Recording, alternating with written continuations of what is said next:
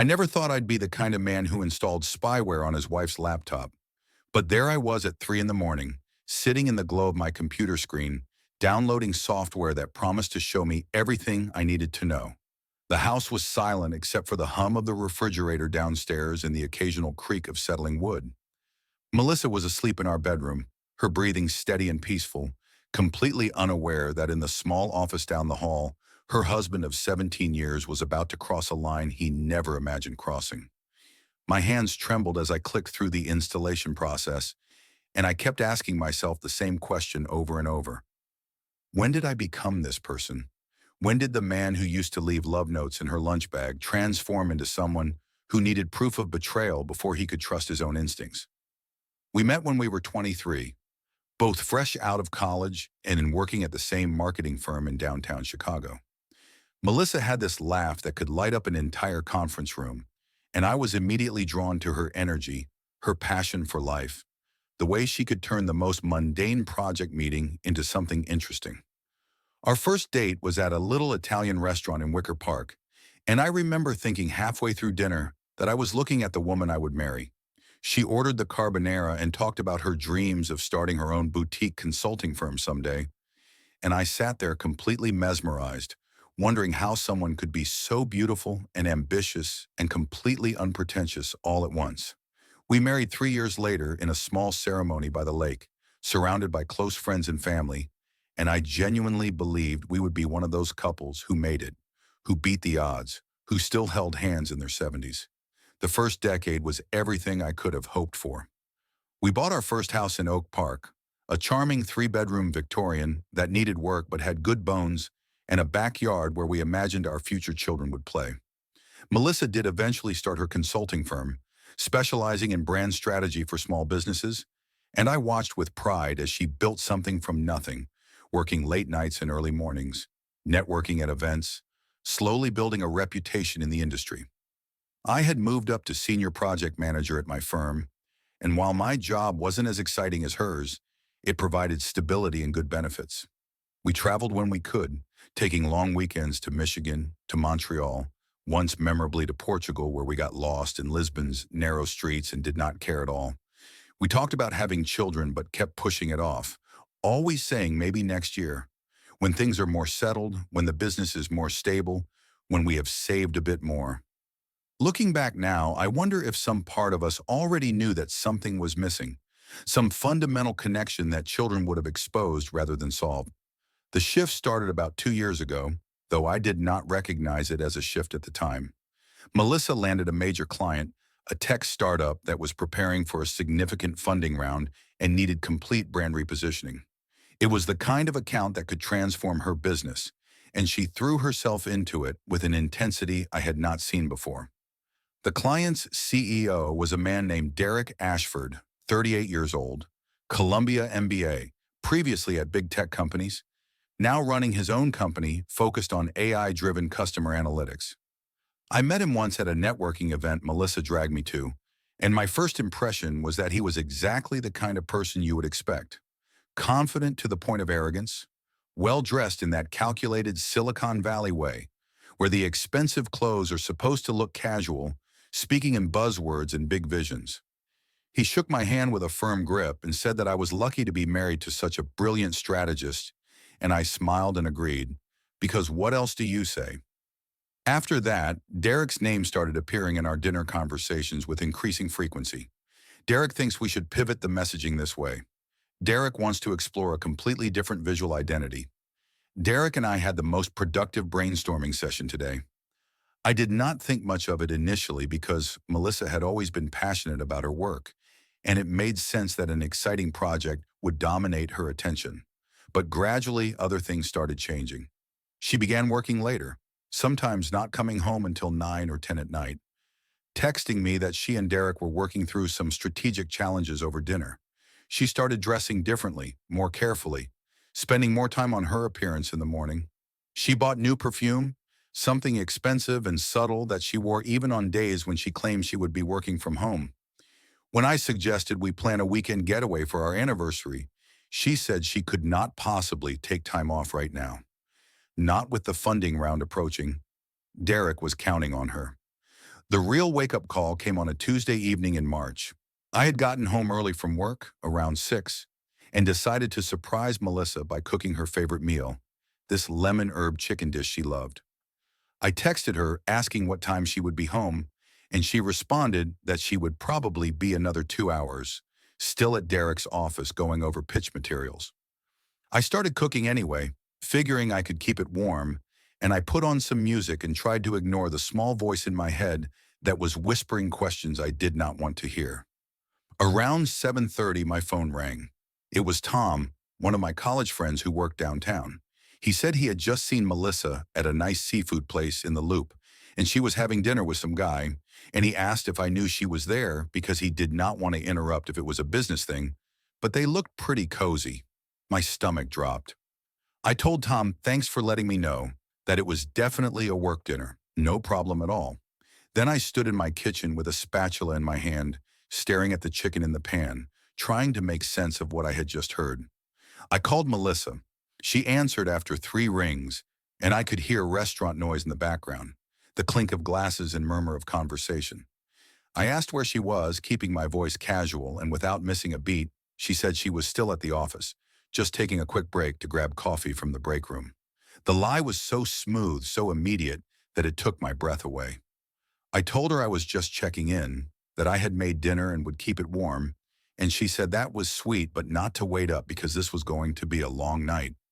After we hung up, I sat down at the kitchen table and stared at my phone for a long time, trying to figure out what to do with this new knowledge.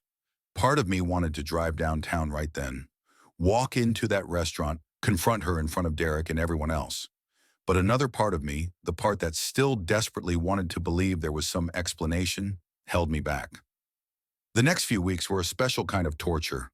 I started paying attention to everything, analyzing every word, every gesture, every time she checked her phone. I noticed how she angled her screen away from me when texting, how she started taking calls in other rooms, how she seemed distant even when we were sitting next to each other on the couch. Our sex life, which had already become infrequent over the past year, dropped off almost entirely. When I tried to initiate, she would say she was exhausted or stressed about the project, and she would give me this apologetic smile that somehow felt rehearsed. I found myself lying awake at night while she slept beside me, staring at the ceiling and wondering if the woman I had spent 17 years with was a stranger. Before I continue, I would really appreciate if you subscribe to hear more stories like this one. It helps me keep sharing these real experiences, and I promise every story is worth your time. I started doing things I am not proud of. I began checking her phone when she was in the shower, scrolling through her messages, but she was careful. Most of her texts with Derek were perfectly professional, discussing strategy and timelines and client expectations, but there were little things that bothered me. The way he would text her late at night with ideas he had just had, the way she would respond immediately, even when we were supposed to be watching a movie together. The casual intimacy of some of his messages, jokes that referenced things I knew nothing about, as if they had built this whole separate world together that excluded me. One night in April, Melissa said she had to go out of town for a conference in San Francisco, 3 days of sessions on brand innovation and digital strategy. She showed me the conference website, pointed out the panels she wanted to attend, and I nodded along while my mind raced. Something felt wrong about it, but I could not articulate what. After she left for the airport, I did something I had never done before. I went through her laptop, the one she sometimes left at home when traveling, because she preferred her iPad for conferences. It took me a while to guess her password, but I eventually got it. I found her email and I started searching. What I discovered made me physically ill. There were emails between her and Derek going back months, and while early ones were professional, they had gradually shifted into something else entirely. There were messages about how much they enjoyed working together, how rare it was to find someone who really understood them, how frustrated they both were in their marriages. Derek was married too, apparently, to a woman named Jennifer, and he complained about how she did not understand his vision, how she was threatened by his success. Melissa wrote back with sympathy, sharing her own frustrations, though reading about myself through her eyes was like being stabbed. She described me as stable but boring, reliable but passionless, someone who had stopped dreaming years ago. She said she felt like she was living a life that belonged to someone else, playing a role she had been assigned but never chosen. Then I found the emails from the past month, and they left no doubt about what was happening. Derek wrote about the incredible connection they had, about how he had not felt this way since college, about how he thought about her constantly. Melissa responded in kind, matching his intensity, talking about stolen moments and secret dinners and how guilty she felt, but also how alive. There was one email, sent 2 weeks before this supposed San Francisco conference, that made me have to stand up and walk away from the computer.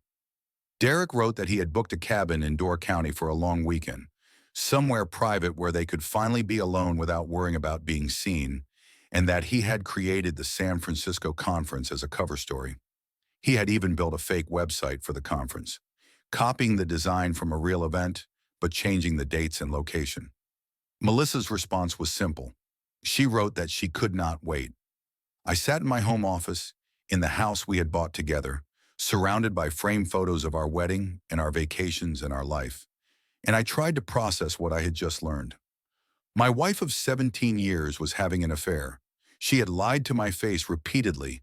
She was, at that very moment, probably in a cabin in Door County with another man, while I was sitting here in the dark feeling like my entire reality had been revealed as fiction. The rage came first, hot and overwhelming, making my hands shake and my jaw clench. I wanted to destroy something, to drive up to Door County right then and kick down the cabin door and beat Derek unconscious. But beneath the rage was something worse, a deep, hollow grief, the feeling of mourning someone who was still alive. I spent that night researching. I looked up Derek Ashford and learned everything I could about him. He was indeed married to a woman named Jennifer Ashford, and they had 2 young daughters. His social media was full of carefully curated images of family life, the successful entrepreneur who still made time for bedtime stories and weekend hikes. His company, Apex Analytics, had raised tens of millions of dollars in funding and was positioning itself for a major Series B round. The company had a board of directors that included some heavy hitters from the Chicago tech scene, and Derek's reputation was apparently built on being not just smart, but also principled, someone who talked about building ethical AI and creating a positive company culture. The hypocrisy was staggering. I also looked up Jennifer Ashford and found her Instagram, which was private but had a public profile photo showing a pretty woman with tired eyes holding a baby. Something about that photo stuck with me. She had no idea, I thought, just like I had no idea. We were both living in a false reality while our spouses created a separate secret world. And in that moment, looking at that photo, an idea began forming in my mind. It was not about revenge exactly, though revenge was certainly part of it. It was about justice, about truth, about making sure that actions had consequences. Over the next 2 days, while Melissa was supposedly in San Francisco, I built my plan. I created a fake email account and sent a message to myself from Melissa's email address, time for when I knew she would be with Derek, describing exactly where they were and what they were doing. I took screenshots of all the emails between Melissa and Derek, organized them chronologically, and created a comprehensive document showing the progression of their affair. I researched Derek's company and learned everything I could about the upcoming funding round, the investors involved, and the company's positioning around ethics and values. And I reached out to a divorce attorney, a woman named Patricia Crenshaw, who came highly recommended and had a reputation for being both aggressive and strategic. When Melissa came home from her conference, she seemed lighter somehow, happy in a way I had not seen her in months. She hugged me and talked about the panels she claimed she had attended, the people she claimed she had met, the ideas she had supposedly come away with. She was a good liar, I realized, really good. She could look me in the eye and fabricate an entire experience without any visible tell. It made me wonder how long this had been going on, whether there had been other conferences, other late nights at the office that I had accepted without question. I played along. I asked about San Francisco, and she described weather she had probably looked up online and restaurants she had probably never been to. I nodded and smiled and felt myself becoming someone else, someone harder and colder than the man I used to be. That night when she was asleep, I went through her suitcase. I found the clothes she had packed, carefully selected lingerie that she never wore for me anymore. A new dress I had never seen before. In the bottom of the bag, wrapped in a t-shirt, was a framed photo of Derek. Just Derek. No family, no context. Just him smiling at the camera. She had brought a photo of her lover to their romantic getaway, and that detail somehow hurt more than all the emails. Over the next week, I continued gathering information. I set up the spyware on her laptop, which let me see everything she did in real time. I watched as she and Derek exchanged messages about how wonderful the weekend had been, how they could not wait to see each other again, how this was just the beginning. Derek wrote about leaving his wife once the funding round closed, about starting fresh with Melissa, about how they could build a life together that matched their ambitions. Melissa wrote back with enthusiasm, already imagining their future together, discussing where they might live and how they could merge their lives. I also hired a private investigator, a former cop named Marcus, who specialized in infidelity cases. I gave him all the information I had, and he began following Melissa and Derek, documenting their meetings, taking photos and video. Within a week, Marcus had compiled an extensive file showing them having lunch at out-of-the-way restaurants, meeting at a hotel in Naperville, walking together in parks on the outskirts of the city where they thought no one would recognize them. In one video taken outside a coffee shop in Evanston, Derek kissed Melissa goodbye with a casual intimacy that suggested this was routine for them, and she smiled up at him with a look of pure happiness. Watching that video felt like swallowing glass, but I did not confront her, not yet, because my plan required patience, timing, and precision. I needed everything to fall into place at once, a controlled demolition rather than a chaotic explosion. I met with Patricia, the divorce attorney, and laid out everything I knew. Patricia was in her 50s, sharp-eyed and no-nonsense, and she listened to my story without judgment. When I finished, she leaned back in her chair and told me that I had one chance to do this right, and that if I wanted to protect myself and make sure Melissa faced real consequences, we needed to be strategic, and she asked if I was sure I was ready to go through with this, because once we started, there would be no going back. I told her I was sure. She nodded and began outlining the legal strategy. At that time, the law allowed for fault-based divorce, which meant that adultery could impact property division and spousal support. We would file for divorce on grounds of adultery with extensive documentation. We would seek to claim that her affair had caused me severe emotional distress. We would ensure that the divorce was as unfavorable to her as possible, not just financially but reputationally. Patricia also suggested I document how much of our joint money Melissa had been spending on her affair, every dinner, every hotel room, every gift, as that could be considered dissipation of marital assets. But the legal side was just one component. I also reached out to Jennifer Ashford. This was perhaps the most difficult decision, because I knew that what I was about to do would destroy her world just as mine had been destroyed. But I also believed she deserved to know the truth. I created a new email account and sent her a carefully worded message explaining that I believed she deserved to know that her husband had been having an affair with a woman named Melissa Foster, that I was attaching evidence that showed the extent of their relationship, and that I knew this was incredibly difficult, but she should have the truth. I attached a selection of the most damning emails and several photos from the private investigator. Jennifer responded within hours. Her email was brief and shaking with emotion, asking if this was real, who I was, and why I was telling her this. I wrote back explaining who I was, that I was Melissa's husband, that I had discovered the affair and thought she should know. I suggested we meet in person, somewhere neutral, to talk. 2 days later, we sat across from each other at a Starbucks in Schaumburg, two strangers bound together by betrayal. Jennifer was younger than I expected, maybe 35, and she looked exhausted in a way that suggested she had been barely sleeping. She had brought her own laptop, and I showed her everything: the emails, the photos, the timeline of the affair. She cried as she looked through the evidence, and I felt my own eyes stinging with tears I had been holding back for weeks. When she finally looked up at me, her voice was raw as she said she had known something was wrong, that she kept telling herself she was being paranoid, that she was just stressed from the babies and projecting. But she knew, and she asked how she could not know for sure. I understood exactly what she meant. There is a unique kind of gaslighting that happens when someone you love is lying to you.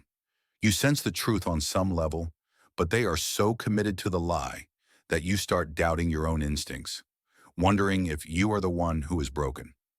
Jennifer and I talked for 3 hours that day, sharing our stories, our pain, our rage. She told me about Derek's increasing distance, his irritability at home, the way he seemed to resent every moment he spent with his family. She said he had been pushing for her to go back to work so he would not feel like the sole financial provider, even though their daughters were only 2 and 4 years old. She said she had found a receipt for expensive jewelry in his pocket, and when she asked about it, he claimed it was for a client gift, and she had believed him because she wanted to believe him. Now she wondered who had actually received that necklace, whether Melissa was wearing it right now. By the end of that conversation, Jennifer and I had formed an alliance.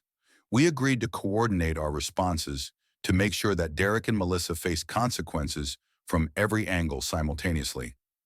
Jennifer said she was going to file for divorce immediately and that she would be seeking full custody of their daughters, using the affair as evidence of Derek's poor judgment and moral character. She also said something that resonated deeply with me. She wanted them to understand that actions have consequences. She wanted them to feel what we felt.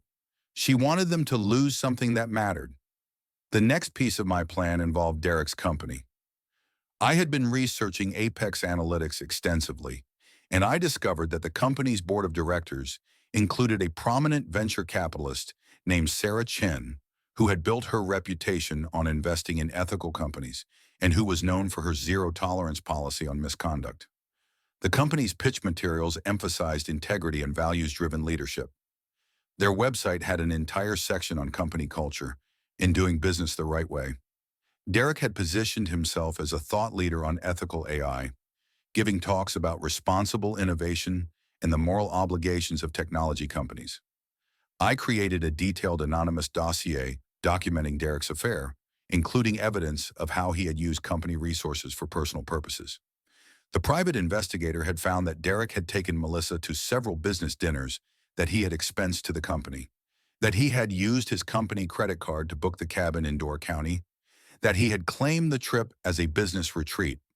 I compiled all of this information, along with the personal emails showing his dishonesty and willingness to deceive, and I sent it to Sarah Chen with a carefully crafted note explaining that I thought she should know about the character of the person she was investing in.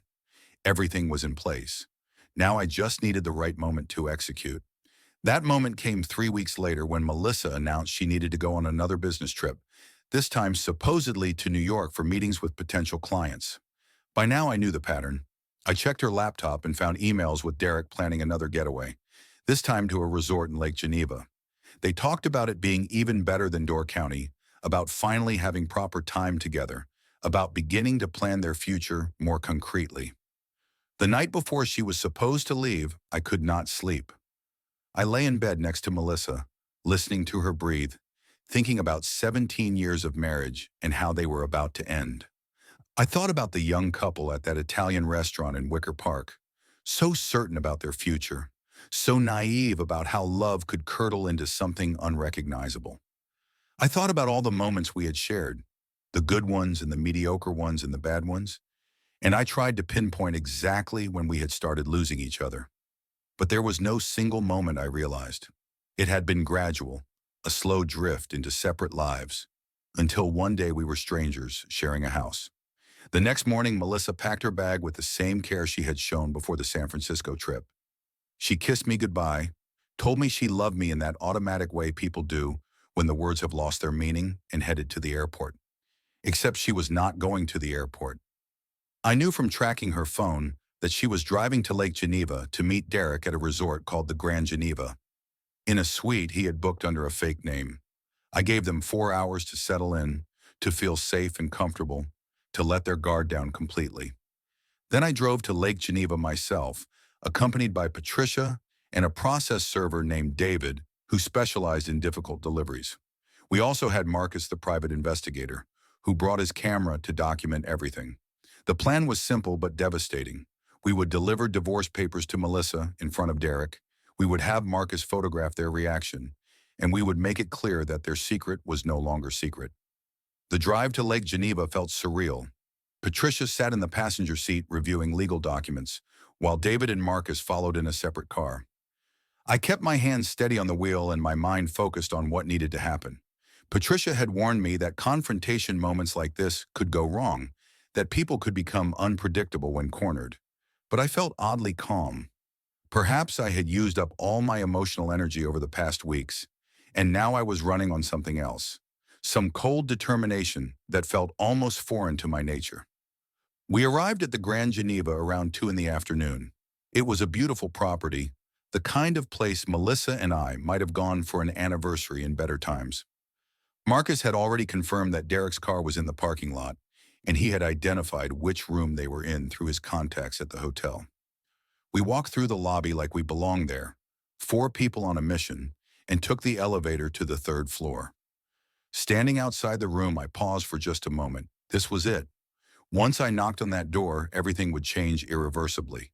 There would be no going back, no possibility of reconciliation, no chance to wake up and discover this had all been a terrible misunderstanding.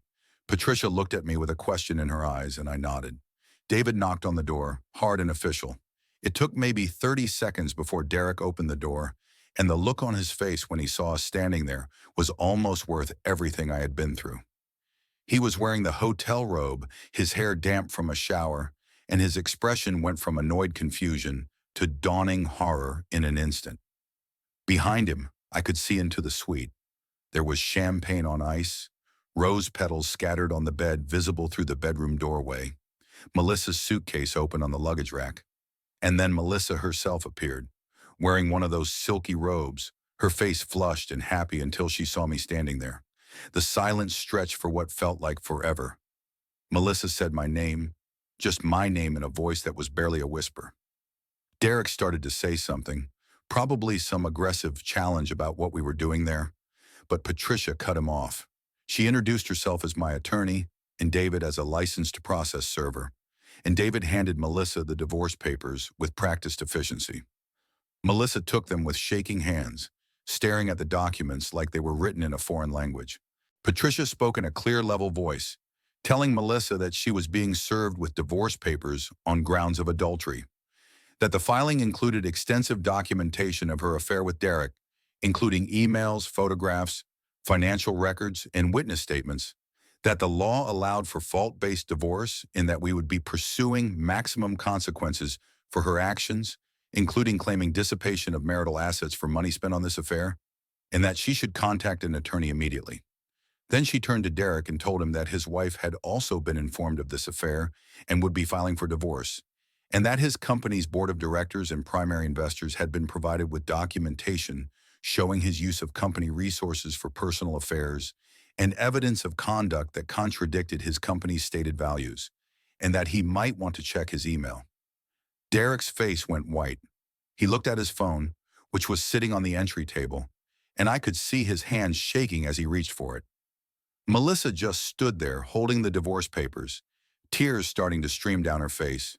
She looked at me and tried to speak, beginning to say my name and asking me to let her explain, insisting that this was not what it looked like, but I held up my hand to stop her. I had planned what I wanted to say, and I needed to say it now before emotion overwhelmed me. I told her that I had given her 17 years of my life, that I had been faithful, supportive, present, that I was not perfect, and I knew our marriage had problems, but I did not deserve this, that she had lied to me over and over, betrayed every promise she had made, and done it without any apparent guilt or hesitation. I told her that I had loved her, truly, but that the person I loved did not exist anymore, if she ever did. I said that I did not want to hear her explanation, that I did not want to hear about how I was not enough, or how Derek made her feel alive, or whatever justification she had created. I told her I just want her to understand that actions have consequences. Marcus had been taking photos throughout this whole exchange, documenting everything, and now I nodded to Patricia. She handed Melissa another document, explaining that it was a list of all marital assets and a preliminary property division proposal, that she would notice we were claiming that her affair constituted grounds for an unfavorable settlement, and that we would be fighting to ensure she received as little as possible, and that we were also pursuing a claim for emotional distress in any community property spent on this affair. Derek had been scrolling through his phone, and his face had gone from white to gray. He looked up at me with something like panic and asked what I had done and what I had sent to the board. I smiled, and it was not a nice smile. I told him that I had just sent the truth and reminded him that this was what they were always talking about in his company mission statement, transparency and integrity, and said that I had figured his investors should know exactly who they were betting on. Before I move to the resolution, I want to say this again. If you are still here, listening to this, thank you. These stories matter, and sharing them helps others who might be going through similar situations. Please subscribe if you have not already. We left them there in that hotel room, standing in their robes, surrounded by the debris of their romantic getaway, and walked back to the elevator. I felt lightheaded, almost dizzy, like I had been holding my breath for weeks and finally exhaled. In the elevator, Patricia put a hand on my shoulder and told me that I had done well, that it had been controlled and effective, and that now the hard part would begin. She was right. The confrontation was dramatic, but the aftermath was grinding. Over the next several weeks, my life became a series of meetings with attorneys, accountants, mediators, and therapists. Patricia worked aggressively on the divorce settlement, and because the law did recognize fault in divorce proceedings, Melissa's adultery significantly impacted the negotiations. We had evidence that she had spent over $15,000 of marital money on her affair, expensive dinners and hotel rooms and gifts, and Patricia successfully argued that this was dissipation of assets that should be reimbursed. Melissa hired her own attorney, a man named Richard, and they tried to fight back, arguing that I was being vindictive and that the marriage had been failing anyway. But the evidence was overwhelming, and eventually they had to accept a settlement that was far less favorable to Melissa than she had hoped. She ended up with less than 40% of our assets, no spousal support, and a reputation in our social circle that was destroyed. The house went up for sale, and I moved into an apartment downtown, a clean, modern space that felt nothing like the Victorian we had shared. Derek's situation was even worse. Jennifer followed through on her divorce filing, and because of the affair and his documented neglect of his family, she was awarded primary custody of their daughters, with Derek getting only supervised visitation initially. The custody battle was brutal in public, with details of his affair making it into local news coverage because of his company's profile. But the real damage came from the professional side. Sarah Chen, the venture capitalist, had been appalled by the dossier I sent her. She called an emergency board meeting and demanded Derek's resignation. The board initially resisted, thinking his personal life should not impact his professional role, but Sarah threatened to pull her investment and make the reasons public. Facing the potential collapse of their funding round, the board asked Derek to step down as CEO. He refused initially, which led to a messy power struggle that became public when a tech blog got wind of the story.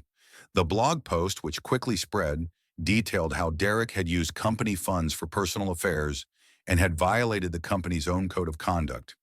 It spread quickly through tech circles, and suddenly Derek Ashford, the ethical AI entrepreneur, became a cautionary tale about hypocrisy in tech culture. The Series B funding round fell apart. Several key employees quit. The company's reputation was severely damaged, and while it did not completely fold, Derek was eventually forced out with nothing close to the exit package he had been expecting. Melissa's business suffered too. Word of the affair spread through the professional network we had been part of for years, and several of her clients quietly dropped her. The boutique consulting firm she had worked so hard to build lost credibility, and she eventually had to shut it down and take a corporate job with someone else's company. I heard through mutual acquaintances that she was struggling financially, living in a much smaller apartment, dealing with depression and the social consequences of her choices. I will not pretend I did not feel some satisfaction in all of this. I did. There were moments when I heard about Derek losing his company or Melissa having to close her firm, and I felt a dark sense of vindication. They had tried to build their happiness on the destruction of their marriages, and instead they had destroyed everything. But the satisfaction was hollow and temporary because nothing they lost could give me back what I had lost. The months after the divorce were the hardest of my life. I saw a therapist twice a week, a kind woman named Dr. Reeves who specialized in trauma and betrayal.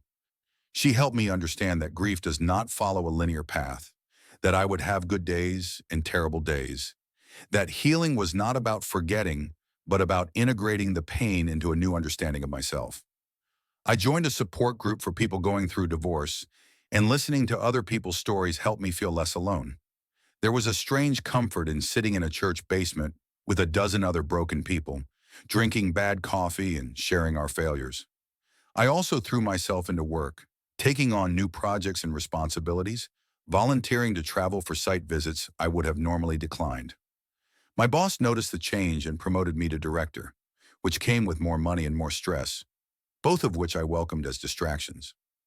I started running again, something I had not done since college, and there was something meditative about the physical exhaustion, the simple repetitive motion, the way it shut down the constant noise in my head. Slowly, painfully, I began to rebuild. I reconnected with old friends I had neglected during my marriage. I took a pottery class because it was completely random and outside my comfort zone. I dated occasionally, awkward coffee meetings with women from apps who were dealing with their own baggage and disappointments. None of these dates turned into anything serious, but they helped me remember that connection was still possible, that not everyone was secretly betraying you. About 8 months after the divorce was finalized, I got an unexpected email from Melissa. The subject line said that she was sorry, and I almost deleted it without reading. But curiosity got the better of me. The email was long and rambling, clearly written late at night, full of regrets and explanations and requests for forgiveness. She said the affair with Derek had been a mistake born out of her own insecurity and fear of aging, that she had felt invisible and ordinary, and Derek had made her feel special. She said Derek had ended things with her after he lost his company, that he had blamed her for everything and told her he had ruined his life for nothing. She said she understood if I hated her, but she wanted me to know she was sorry, that she thought about me every day, that she had thrown away something real for something that was always an illusion. I read that email 3 times, and each time I felt a different emotion. Anger that she thought a late-night email could somehow make things right. Pity for how completely her life had fallen apart. Sadness for the young woman at that Italian restaurant who had had dreams and potential. And finally, something like acceptance. Her apology did not change anything, did not heal anything, but it was a closing of sorts, an acknowledgement that we had both been part of something that failed. I did not respond to her email. What would I have said? That I forgave her, that I did not forgive her. Both felt inadequate to the complexity of what I actually felt. Instead, I saved the email in a folder and moved on with my day. Sometimes closure is not about dramatic final conversations.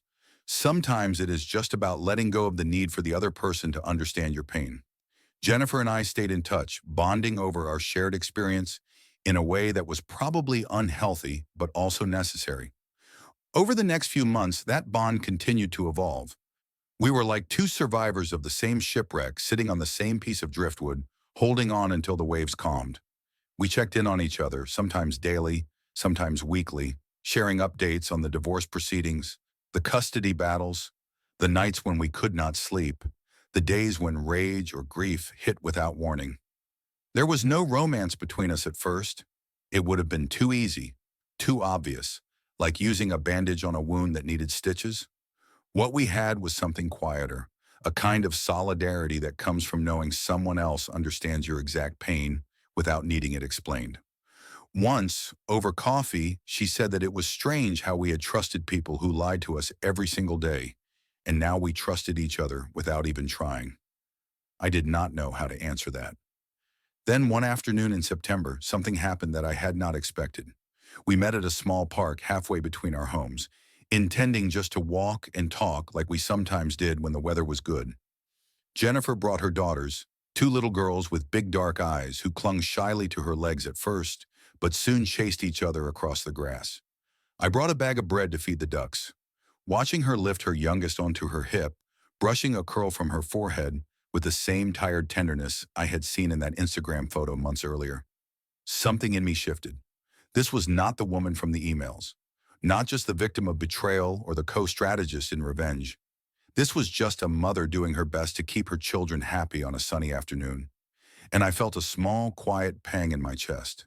Not longing, not pure attraction, something softer. Hope, maybe. It startled me.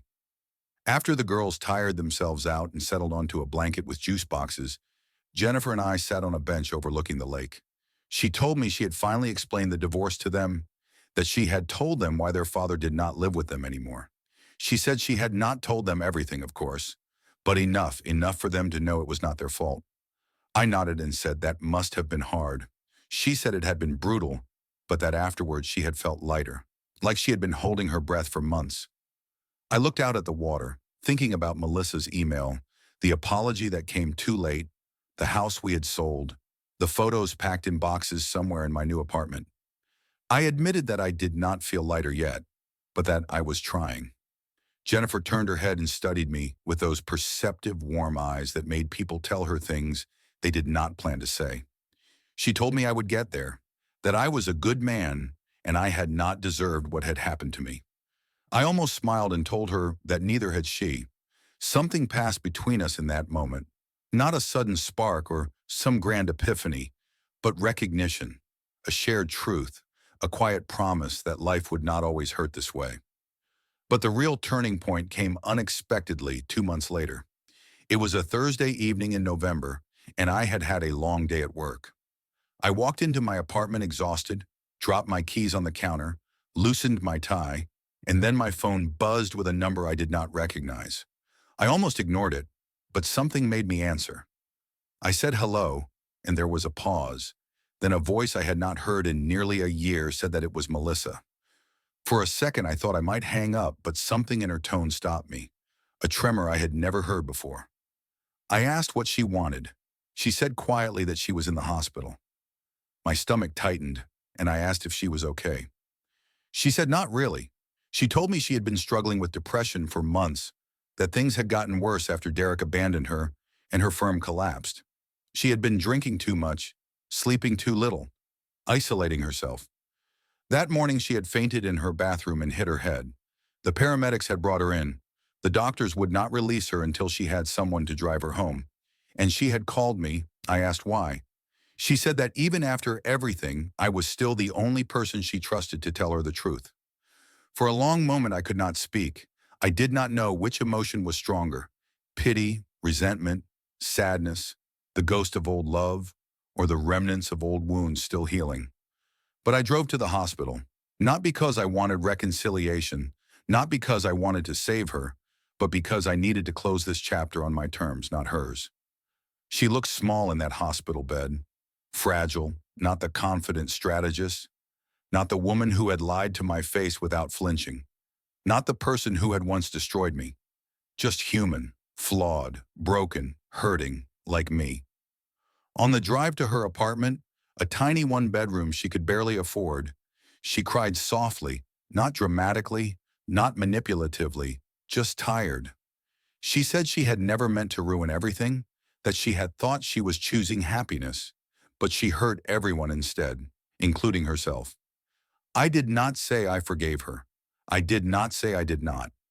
When we reached her building, she touched my arm lightly and told me I looked happier, healthier, stronger, and that it was strange, but she was proud of me. I did not expect that. Not from her, not ever. I told her to take care of herself. And that was it, the last time we would ever see each other. I drove home slowly, letting the cold November air fill the car, feeling something inside me finally loosen. Not joy, not triumph, but closure. The following spring, Jennifer invited me to her daughter's birthday party. A simple backyard gathering, nothing fancy. I brought a gift, something simple and thoughtful, and when I arrived, Jennifer smiled in a way that reached her eyes. She said she was glad I had come. We spent the afternoon talking under the shade of a maple tree, watching the kids run around, laughing about things that had nothing to do with betrayal or divorce or the past. For the first time in a long time, I felt genuinely present, not haunted, not angry, just there. At one point, while handing out juice boxes, Jennifer brushed against me accidentally, and neither of us pulled away too quickly. It was not a grand moment, It was not fireworks. It was not a movie scene. It was something better. It was real. Healing is not a straight line. It is not revenge or justice or watching the people who hurt you lose everything. It is waking up one morning and realizing the pain is not the first thing you feel. It is sitting on a bench with someone who understands your scars. It is finding a future in a place you never expected. It is becoming someone you respect, even if the journey there nearly destroyed you. If you have made it this far in my story, I want to ask you again to stay with me. These experiences, these painful transformations we go through, they matter, and sharing them helps others who might be struggling with similar betrayals understand they are not alone in the particular kind of grief that comes from discovering the person you thought you knew never existed. And if you are still climbing out of your own wreckage, I want you to remember something. What broke you does not define you, but what you build afterward, that does. And you can build something beautiful, even from ruins.